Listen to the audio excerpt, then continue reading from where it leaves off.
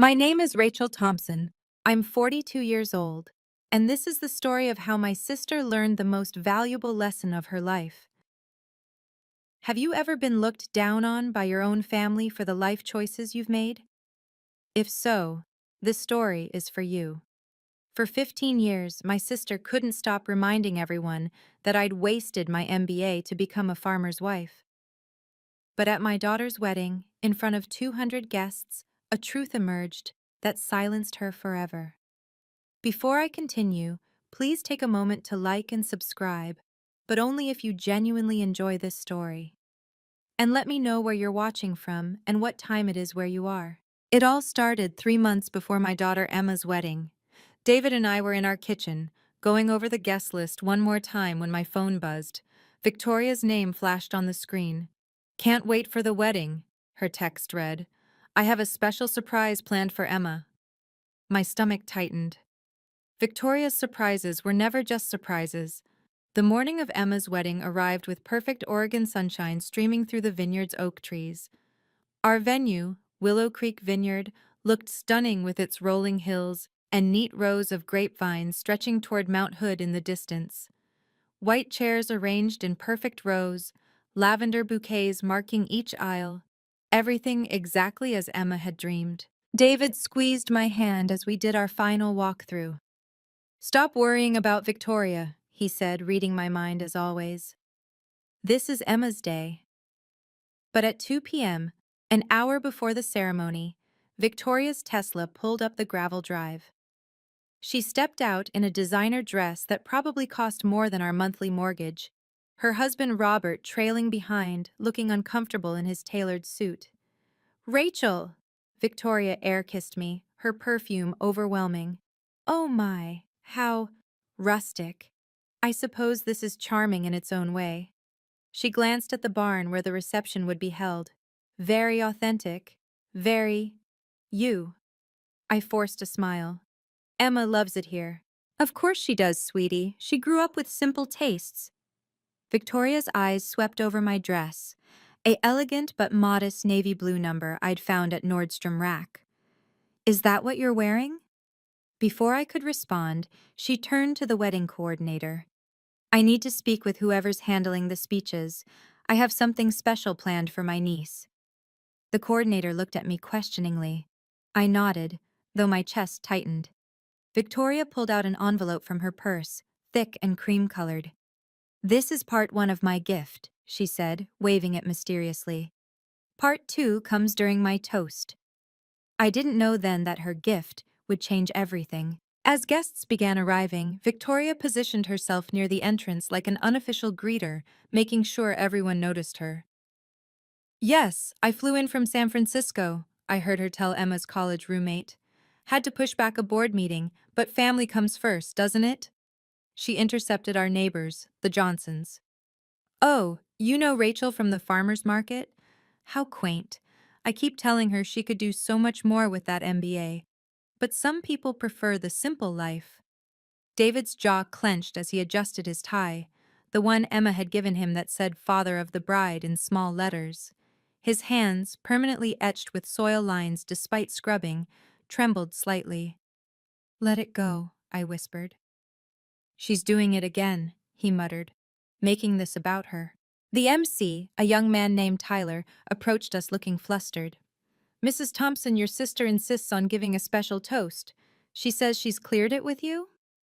I hadn't, but Victoria was already beside us.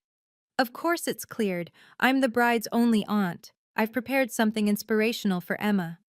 She handed Tyler a note card. "Make sure you introduce me properly. Victoria Mitchell, Senior Marketing Director at Technova Industries."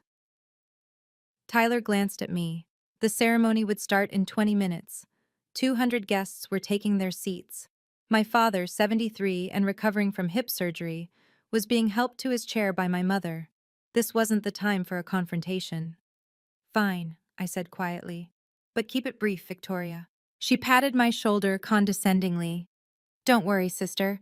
I know exactly what needs to be said." The way she emphasized "exactly" made my blood run cold. The ceremony was beautiful. Emma glowed as she walked down the aisle, her white dress catching the afternoon light. Her new husband, Marcus, teared up when she reached the altar. Even Victoria seemed moved, dabbing her eyes with a monogrammed handkerchief. But during the reception, as guests enjoyed their farm-to-table dinner, Tyler tapped the microphone. Ladies and gentlemen, before we hear from the best man and maid of honor, the bride's aunt has requested to share some words. Please welcome Victoria Mitchell, Senior Marketing Director at Technova Industries. Victoria stood, smoothing her dress. The spotlight found her immediately. She'd positioned herself at the head table where everyone could see her. Thank you, Tyler. She smiled, diamond earrings catching the light. You know, watching Emma today reminds me of watching her mother at her wedding 20 years ago. A few guests smiled. This seemed harmless enough. Rachel was so young then, so full of potential. Victoria's voice carried perfectly through the speakers. Fresh out of Northwestern with her MBA, the world at her feet. We all had such high hopes. The temperature in the room seemed to drop. David's hand found mine under the table. Victoria wasn't done. As Victoria continued her speech, my mind flashed back through 15 years of moments just like this. Christmas 2010. An MBA from Northwestern and you're doing bookkeeping for vegetables? She'd laughed, wine glass in hand, while our extended family listened uncomfortably. Thanksgiving 2015. I just closed $1 million campaign, she announced, then turned to me. Rachel, are you still counting carrots? When I explained we'd just landed a contract with Whole Foods, she waved dismissively. How nice. Local grocery stores need suppliers too, I suppose. Emma's high school graduation. Maybe Emma should spend a summer with me in San Francisco, Victoria suggested loudly. Show her there's more to life than dirt and farmers markets. No offense, David, but she needs to see successful people. David never responded to her barbs. His success spoke quietly. The third-generation farm he'd modernized, the sustainable practices he'd pioneered, the employees he treated like family. But Victoria only saw dirt under his fingernails. The worst was when she'd visited, once, 5 years ago. She'd stood in our doorway, refusing to come inside. I'm allergic to all this, she gestured vaguely. The smell, the dust. How do you live like this, Rachel? You had such potential. Her own children, whenever we saw them at family gatherings, would wrinkle their noses when Emma hugged them. Mom says you smell like farm, her daughter had once announced. Victoria hadn't corrected her. Each slight had been small enough to seem petty if I complained, but together they'd worn grooves in my heart. My parents noticed but said nothing. Victoria had always been the golden child, the one who'd made it. Now, standing before 200 guests at my daughter's wedding, Victoria was doing it again. But this time something felt different. David's calm beside me wasn't resignation, it was anticipation. Patience, he'd always said. Success doesn't need to announce itself. I thought he meant it philosophically. I didn't know he meant it literally. Not until Tyler started checking his phone repeatedly, glancing toward the entrance with increasing frequency. Something was about to happen. Victoria's speech continued, each word carefully chosen to wound while maintaining plausible deniability. When Rachel told me she was marrying a farmer, Victoria paused for effect. I thought it was a phase. You know, some women go through that back-to-nature thing. Several guests shifted uncomfortably. But 20 years later, here she is, still persevering. The first sign of her contempt was always the refusal to visit. In 15 years, Victoria had come to our farm exactly once. She'd lasted 10 minutes before claiming allergies and waiting in her car. When Emma had won her 4-H championship at 16, a huge honor in our community, Victoria had declined the celebration. I don't do barns, she'd texted. Send pictures. Send? But it wasn't just the absence, it was the active dismissal. When Emma had posted about her acceptance to UC Davis's agricultural business program, Victoria had commented publicly, "Well, I suppose someone has to do it. Thank goodness my kids aim higher." The second sign was how she'd poisoned her children against us. Last Christmas, Her son had refused to eat our contribution to dinner, organic roasted vegetables from our farm. Mom says we don't know what's really in organic food, he'd announced. She says it's just marketing for people who can't afford real quality. Her daughter had been worse. At our father's 70th birthday, she'd loudly asked Emma, "Don't you want to do something important with your life? My mom says your mom wasted her education. You don't want to end up like that, do you?" Emma had cried the whole drive home. Now Victoria was building to something, her voice rising with false concern. "I just hope Emma remembers that she doesn't have to limit herself. That just because her mother chose to—" She paused, searching for words. "Step back from ambition doesn't mean she has to." Marcus's parents exchanged glances. His mother, a federal judge, raised an eyebrow. His father, a pediatric surgeon, set down his wineglass rather firmly. David remained perfectly still, but I noticed him check his phone. A small smile played at his lips. "Almost time," he whispered. "Time for what?" If I stayed silent now, the damage would ripple far beyond this moment. Emma's shoulders were already hunching inward, that same defensive posture she'd developed in high school when Victoria's comments had filtered through the family. She'd started lying about what her parents did, telling friends her dad was in agricultural management instead of proudly saying he was a farmer. Marcus kept glancing at her with concern. They'd fought about this before. Emma's shame about our life, her constant need to prove she was more than just a farm girl. It had taken 2 years of therapy for her to work through it, to stand tall when she talked about joining the family business after graduation.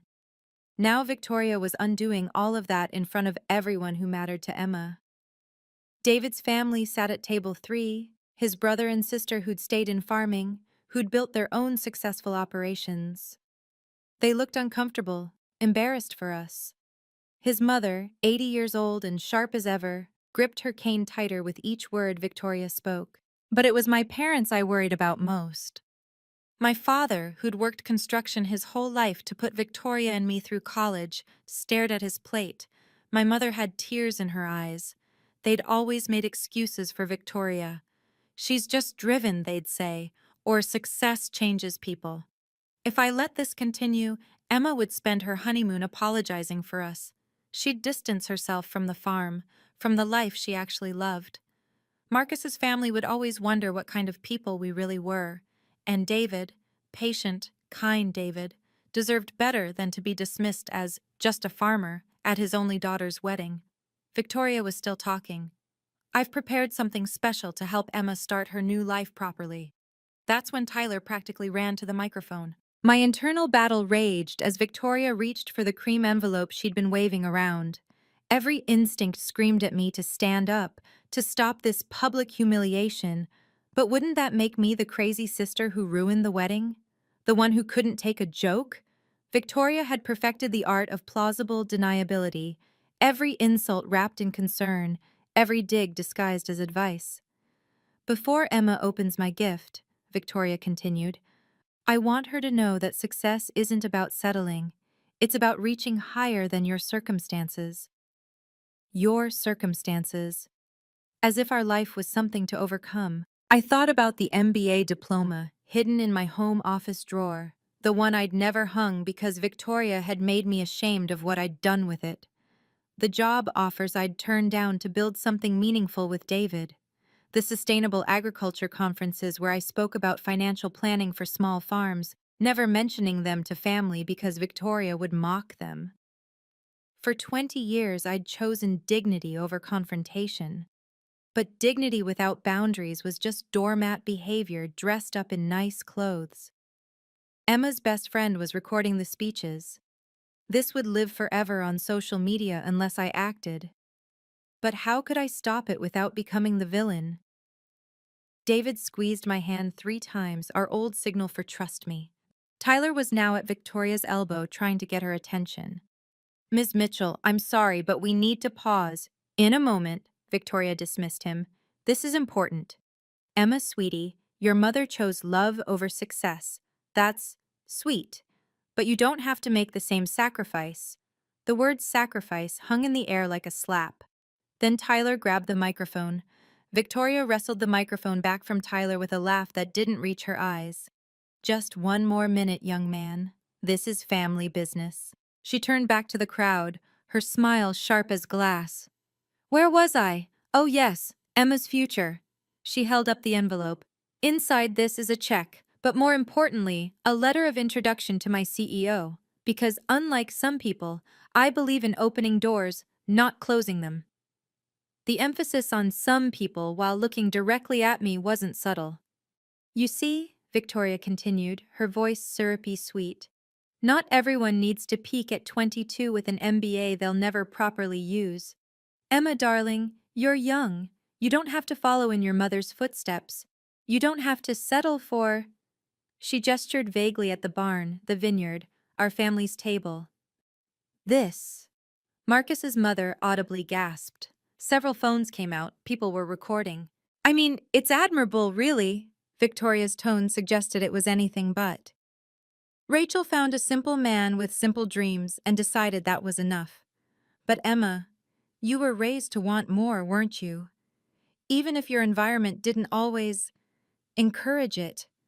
David's brother started to stand, but his wife pulled him down. When I see David, Victoria continued, now fully performing, I see an honest, hard-working man, salt of the earth, as they say, the kind of person who keeps America fed. Important work, truly. Someone has to do it. The condescension dripped like honey from a knife. But Emma, sweetie, you have options, real options. You don't have to limit yourself to farmers markets and fruit stands. You could live in a real city, work in a real office, make real money. Emma's face had gone from red to white. Marcus held her hand tightly. So here's my gift. Victoria started to open the envelope. Tyler practically shouted into his own microphone. Ladies and gentlemen, I'm so sorry to interrupt, but we have a special announcement. The room erupted in uncomfortable whispers.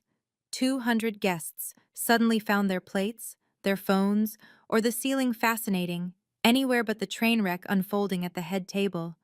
At the Northwestern alumni table, my former classmates exchanged knowing looks. Dr. Patricia Chen, now a Fortune 500 CFO, shook her head slowly. She'd tried to hire me 3 times over the years, and I'd turned her down each time. I wondered if she finally understood why I'd been reluctant to enter that world. Is she drunk? I heard someone whisper.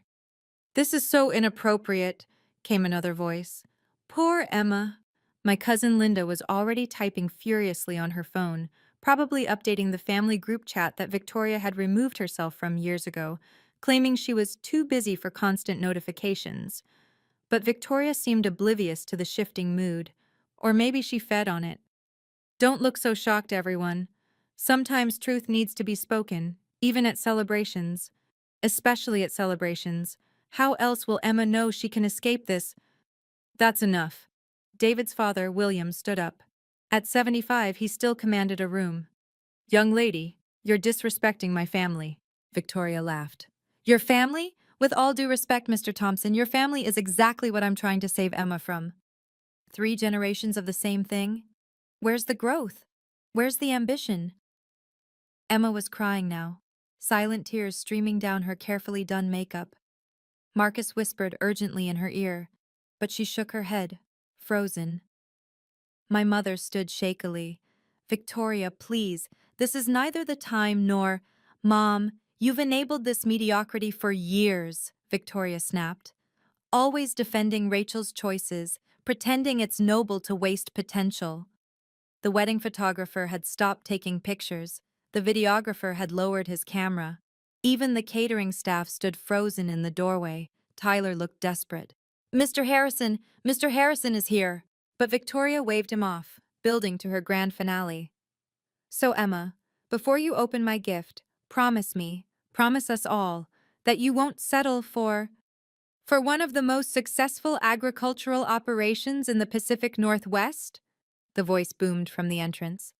If you've ever been in a situation where someone you love has publicly humiliated you, you know the feeling of wanting the ground to swallow you whole. But sometimes, the universe has other plans.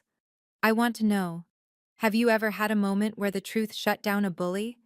drop a comment below and share your story. And if this story is resonating with you, please hit that like button and subscribe.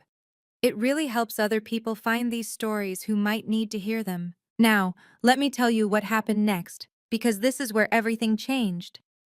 15 minutes before Victoria's speech, I'd noticed Tyler frantically checking his iPad, whispering with the catering manager. "The Ritz-Carlton group is running late," I'd overheard. "Mr. Harrison's flight was delayed." I hadn't thought much of it. We had several vendors attending: the florist, the photographer's assistant, the wine supplier from the vineyard. David handled those relationships. I managed the books.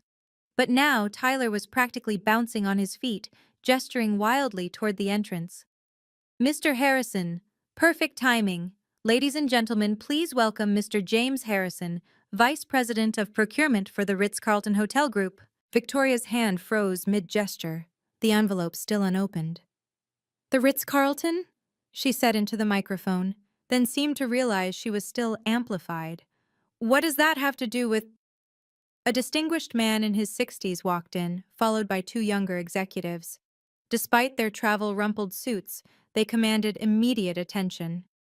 "I apologize for the interruption," Mr. Harrison said smoothly, though his eyes were fixed on Victoria with obvious disapproval. "We were delayed, but we couldn't miss celebrating with the Thompson family. After all, partners like them are rare." "Partners?" David stood up, shaking Mr. Harrison's hand warmly. They clearly knew each other well, very well.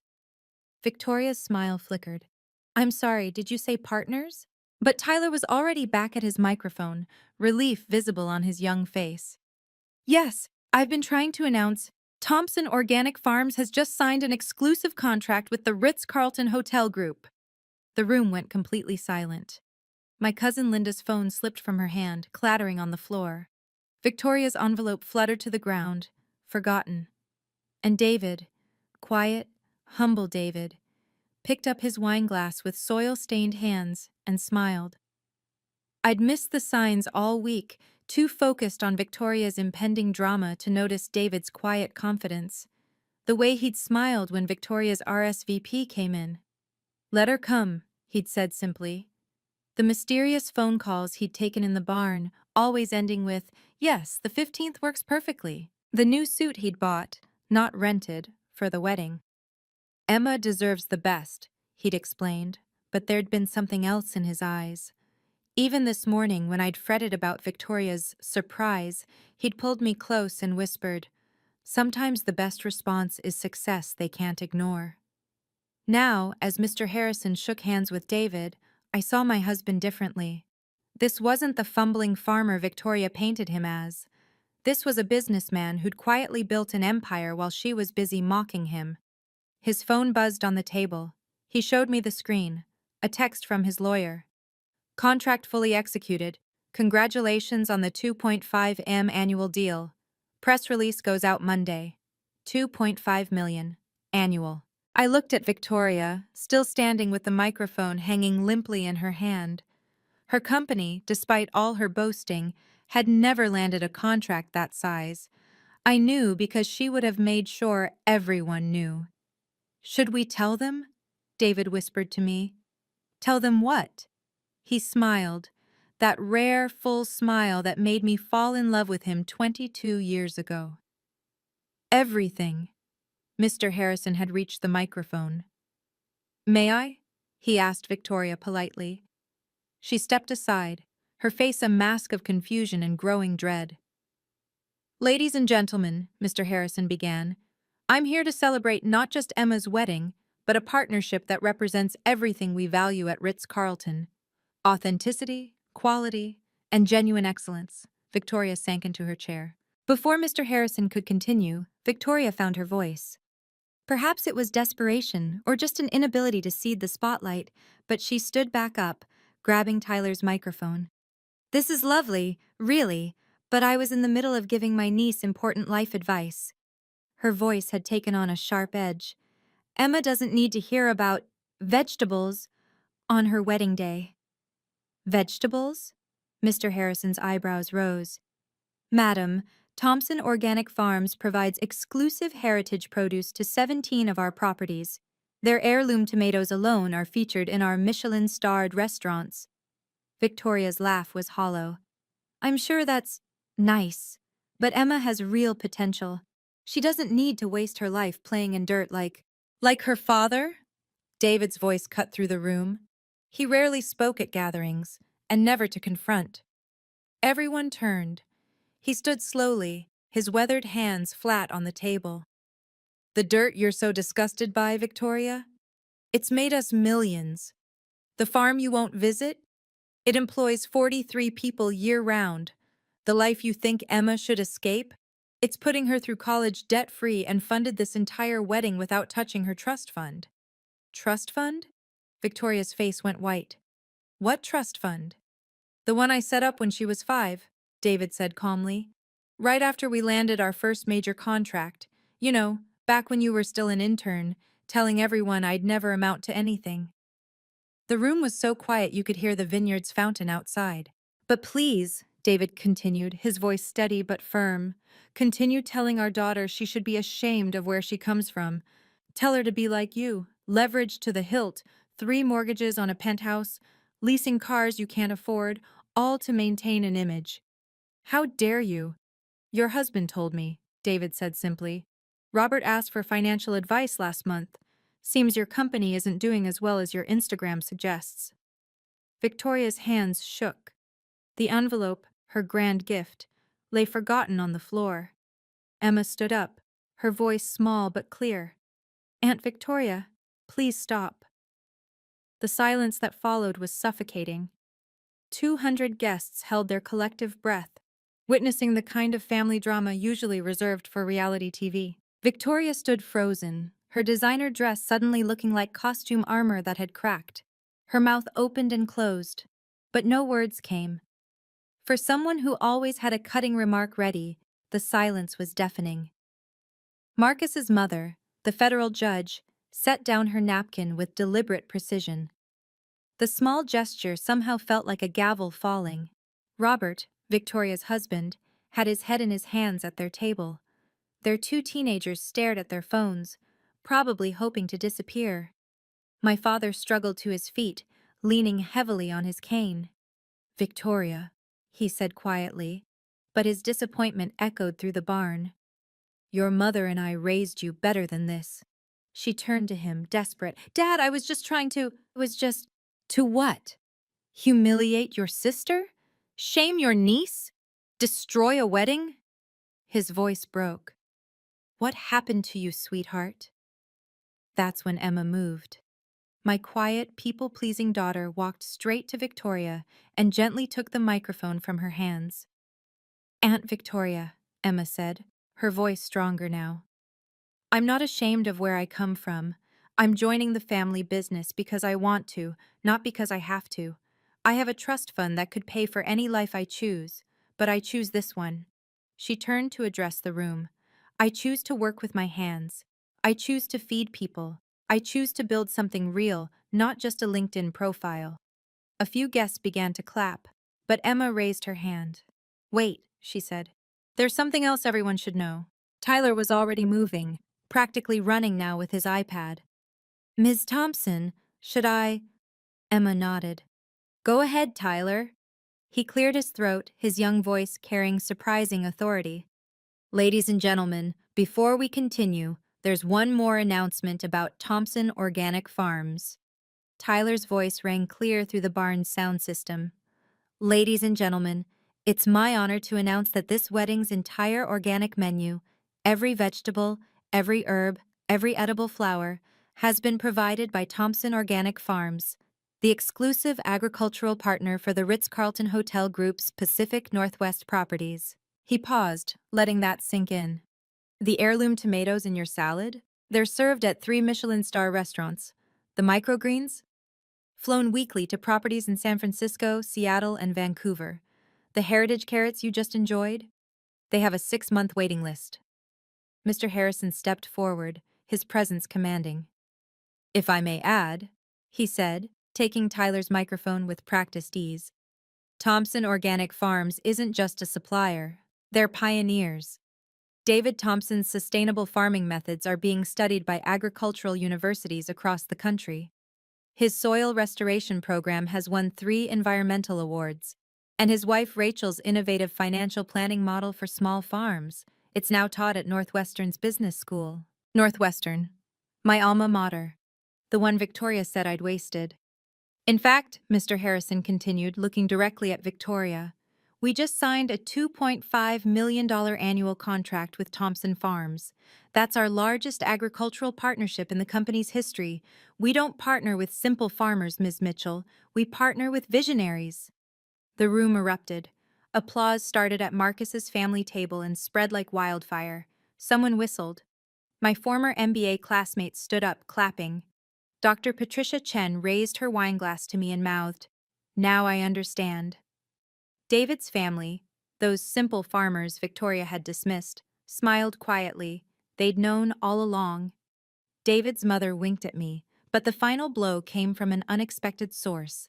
"Actually," said a woman at table 12, standing up, "I should introduce myself. I'm Jennifer Walsh from Forbes. I'm here as Marcus's family friend, but I'm also doing a feature on agricultural innovators. Mr. Thompson, we've been trying to reach you for months. Your operation is exactly what we're looking for. Proof that sustainable farming can be more profitable than industrial agriculture." Forbes. The magazine Victoria had been desperately trying to get mentioned in for 5 years. Victoria's legs seemed to give out. She sank into her chair, the cream envelope still on the floor, forgotten and irrelevant. "The contract value is public record," Mr. Harrison added kindly but firmly. "So there's no need for speculation or embellishment. Thompson Farms earned every penny through excellence, not networking parties or PowerPoint presentations." The dig at Victoria's world was subtle but unmistakable. Emma picked up the fallen envelope and handed it back to her aunt. "Thank you for the gift, Aunt Victoria, but I already have everything I need." Victoria's face cycled through emotions like a broken traffic light: red embarrassment, white shock, green nausea. Her perfectly contoured makeup seemed to crack under the weight of her humiliation. I didn't," she stammered, but the words died. What could she say? That she didn't know her dismissed brother-in-law was a millionaire?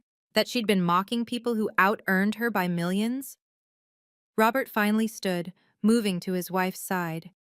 "We should go," he said quietly. "No." The voice was David's mother, Margaret Thompson. At 80, she rarely spoke at gatherings, but when she did, everyone listened. "Victoria needs to hear this." She stood carefully, her son rushing to steady her. "Young woman, I've watched you belittle my family for 15 years. You called my grandson backward for joining 4-H. You told my granddaughter she'd never matter if she stayed in Oregon. You've acted like money earned in a city is somehow cleaner than money earned from soil." Margaret's voice grew stronger. "My husband built this farm with his bare hands during the Depression. My son modernized it without losing its soul. And Rachel, the woman you say wasted her education, she turned it into an empire. What have you built, Victoria? Besides debt and delusions?" The elderly woman's words hit like precisely aimed arrows. Marcus's mother, the federal judge, stood next. "If I may," Judge Harrison said, her voice carrying the authority of countless courtrooms, "I initially had concerns about my son marrying into a farming family. I thought like you, Ms. Mitchell, that agriculture was somehow lesser. But I've learned something. Authenticity can't be bought or faked. The Thompsons have it, you, madam, do not." The Forbes journalist was typing rapidly on her phone, occasionally lifting it to record. This would be everywhere by Monday. Dr. Patricia Chen, my old classmate, stood up. "Rachel, I need to apologize. I tried to recruit you 3 times, thinking I was saving you from a dead-end life. I see now you were building something I never could, a legacy that feeds people, employs communities, and sustains the land. Victoria, you should be proud of your sister, not patronizing her." Even the catering staff began clapping. Victoria grabbed her purse with shaking hands, her designer heels clicking unsteadily as she stood. Her teenagers were already at the exit, mortified. But as she turned to leave, Emma's voice stopped her. "Aunt Victoria, your check." Emma held up the envelope. "I can't accept this. It comes with too many strings. Besides," she smiled sweetly, "I don't need your money. I never did." The final humiliation. Rejected charity from the niece she'd tried to save. Victoria fled, her husband and children trailing behind. The sound of her Tesla peeling out of the gravel parking lot was audible even inside the barn. That moment, watching Victoria realize she'd been the fool all along, was something I'll never forget. But the story doesn't end there. If you've ever had someone underestimate you only to later discover your true worth, type karma in the comments below. I'd love to hear your story of quiet success. And if you're finding value in this story, please remember to like and share it with someone who needs to hear that success doesn't always look like a corner office or a designer suit. Now, let me tell you what happened 2 weeks later, because that's when Victoria's carefully constructed world came crashing down. After Victoria's dramatic exit, the barn fell silent. 200 guests waited to see how we'd handle this disaster. This was my moment to gloat, to finally unleash 15 years of suppressed comebacks. Instead, I stood up slowly, taking the microphone Tyler offered. "I want to apologize to all of you," I began, my voice steady. "Family drama doesn't belong at a wedding. Emma and Marcus deserve better." "Mom, no," Emma started, but I smiled at her. "But since we're being honest," I continued, "let me share something. Success isn't about what you earn or where you live. It's about being able to sleep peacefully, knowing you've built something real. It's about employees who become family, customers who become friends, and work that feeds people, literally and figuratively." I looked at the Forbes journalist.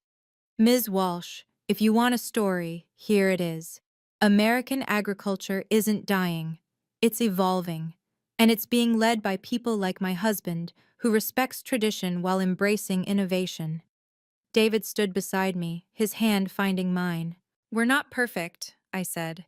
"We've made mistakes, taken risks that didn't pay off, had lean years where we questioned everything.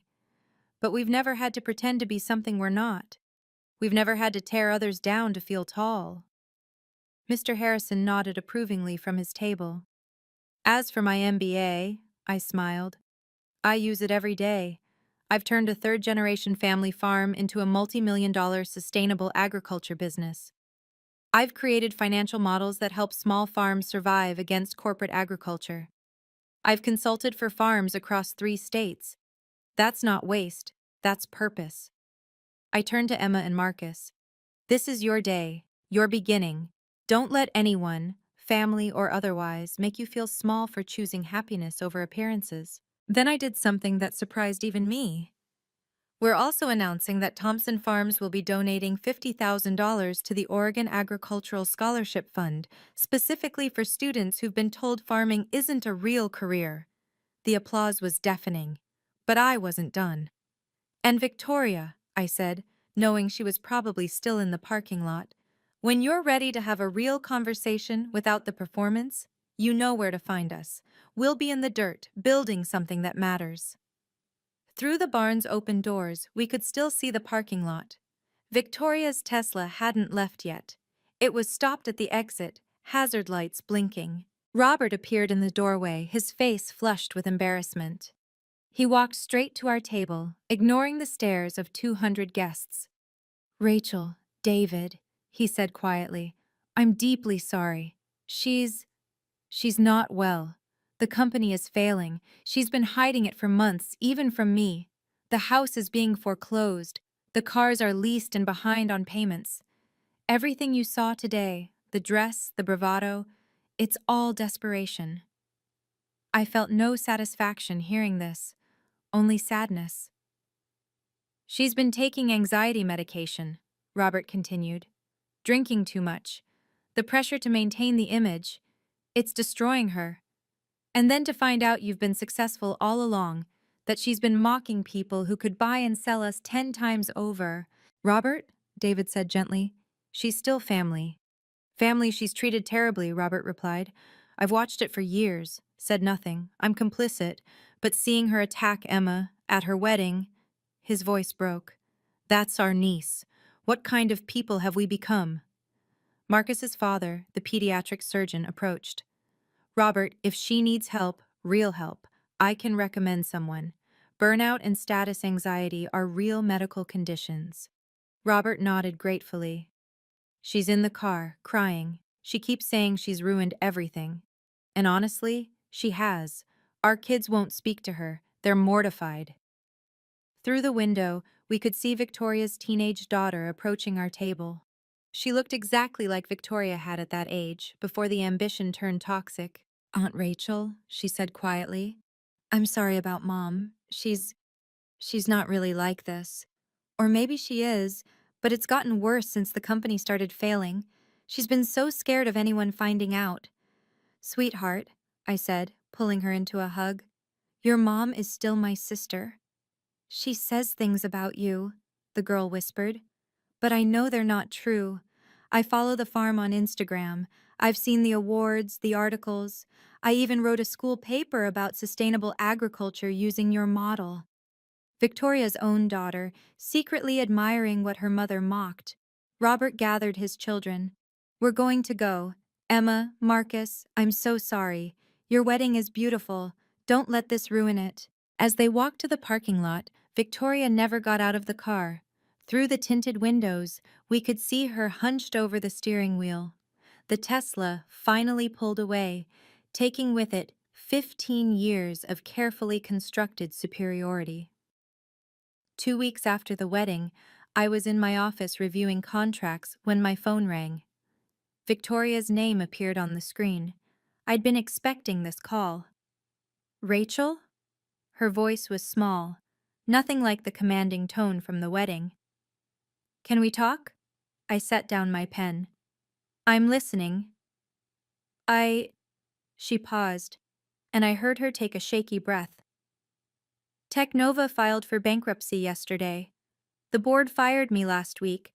They found out I'd been inflating our numbers to investors. I could face charges. I stayed silent, letting her continue. Robert's leaving me. He says he can't watch me destroy myself anymore. The kids are staying with him. They won't even look at me. Her voice cracked. I've lost everything, Rachel. Everything I said mattered. What do you need, Victoria? She sobbed. I need $50,000 just to get through the legal fees, to keep me out of jail. I know I have no right to ask. I know what I've done to you, to David, to Emma.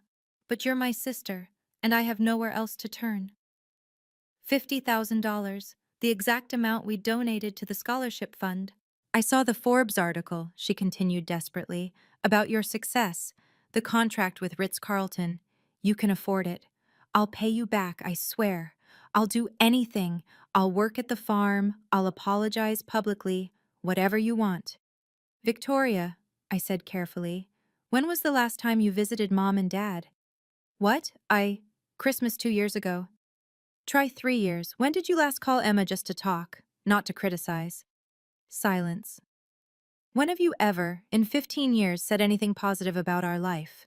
I was jealous, she burst out. Is that what you want to hear? I was jealous and petty and cruel. You had everything, real love, purpose, authenticity. I had debt and lies and a husband who stayed for the kids. I attacked you because your happiness made my emptiness unbearable. It was the first honest thing she'd said in years.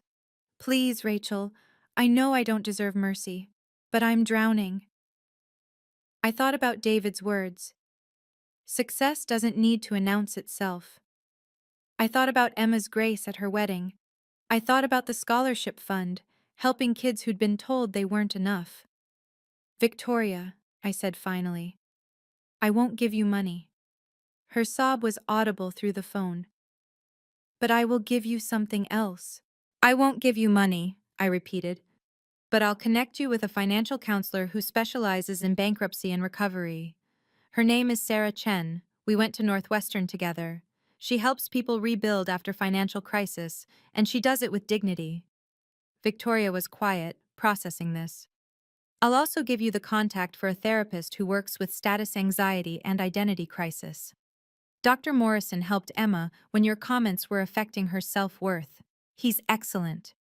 Rachel, I need cash, not... No, Victoria. You need to rebuild your life on something real, not another bailout that lets you avoid consequences. The 50,000 would be gone in 3 months and you'd be right back here. You're punishing me. I'm breaking a cycle, I corrected. Mom and Dad always bailed you out. Every bad investment, every overspend, they covered it. It didn't help you. It enabled you. She was crying now, ugly sobs that reminded me of when we were children and she'd skinned her knee. But I could go to jail. Sarah will help you negotiate with prosecutors. If you're honest about your mistakes, you'll likely get probation and restitution, not jail time. But you have to be honest, Victoria. Completely honest. No more image management. You have millions and you won't help your own sister? I am helping you, just not the way you want. I pulled up Sarah's contact information. Sarah charges on a sliding scale. Dr. Morrison does too. I'll cover those fees. They'll probably total about 5,000 over 6 months. That's my offer. 5,000 in therapy instead of 50,000 to save me? Yes, because therapy might actually save you. The money would just delay the inevitable. David walked into my office, having heard most of the conversation. He nodded supportively. There's one more thing, I added. If you take this offer, you need to apologize to Emma. Really apologize. Not a text, not a card, face to face. And you need to mean it. She'll never forgive me. You might be surprised. Emma has more grace than both of us combined. But that's her choice to make, not yours to assume. Victoria was quiet for so long I thought she'd hung up. Finally, she whispered, "Send me the contacts." Victoria? What? When you're ready, really ready, you're welcome at the farm.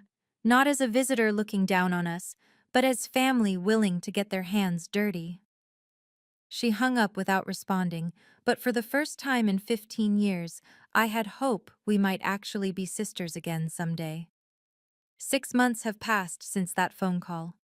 Victoria took the help I offered, the real help, not the enabling.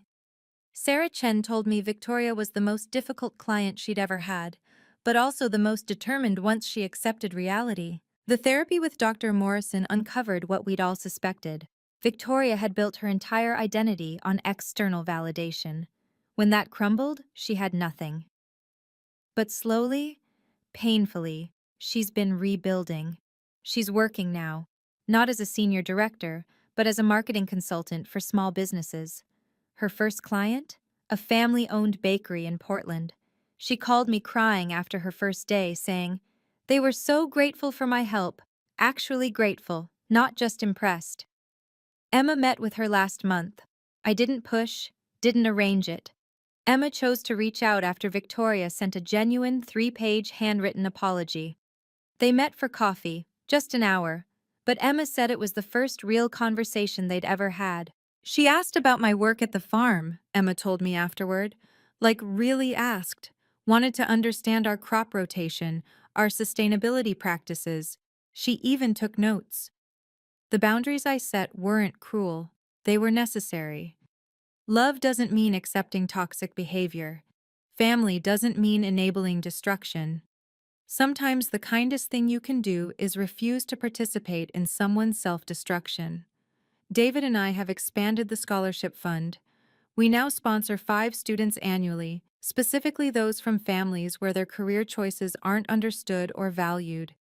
Each one reminds me that success isn't about the height of your building, but the depth of your roots. Victoria hasn't visited the farm yet. She's not ready, and neither are we. Trust takes time to rebuild, and some wounds need space to heal properly. But she sends Emma agricultural articles now, with notes like, "Thought this might interest you," instead of, "You should do this." Robert didn't leave her, despite his threat. They're in counseling, selling the penthouse, moving to a modest apartment. Their kids are slowly warming back up to her, especially after she admitted her mistakes to them directly. The wedding video went viral. Someone had live streamed the whole confrontation. We got hundreds of messages from people sharing similar stories of family members who confused net worth with self-worth. It started conversations about success, authenticity, and the courage to live unglamorously. But the most important lesson? Sometimes the best response to someone's contempt is simply living well, without apology or explanation. That's where our story stands today. Victoria is learning that respect can't be bought, only earned. She texts me sometimes, not to brag or criticize, but to share small victories: a client's success, a therapy breakthrough, a genuine moment with her kids. Last week, she sent a photo from a farmer's market. "Bought organic tomatoes," she wrote. "Thought of you." It wasn't much, but it was honest. The farm continues to thrive. We're expanding to supply Ritz-Carlton properties nationwide. Emma's working on a sustainable agriculture program for young farmers. David still has dirt under his fingernails, and I still wouldn't have it any other way. Success, I've learned, isn't about proving others wrong. It's about proving yourself right. It's about building something that matters, even if others can't see its value. It's about choosing authenticity over appearance every single time. And sometimes, just sometimes, the universe provides a moment of perfect clarity where truth stands up in front of everyone and refuses to be ignored. That moment at Emma's wedding wasn't about revenge. It was about revelation. And in the end, it might have saved my sister's life. Thank you for staying with me through this story. If you've ever had to set boundaries with toxic family members, I'd love to hear how you did it. Was I too harsh with Victoria? Not harsh enough? Leave a comment below and let me know. If this story resonated with you, please like and subscribe. Share it with someone who needs to hear that their worth isn't determined by someone else's narrow definition of success. What's your definition of real success? I'm genuinely curious to know. Drop your thoughts in the comments. Until next time, remember, your value doesn't decrease based on someone's inability to see your worth.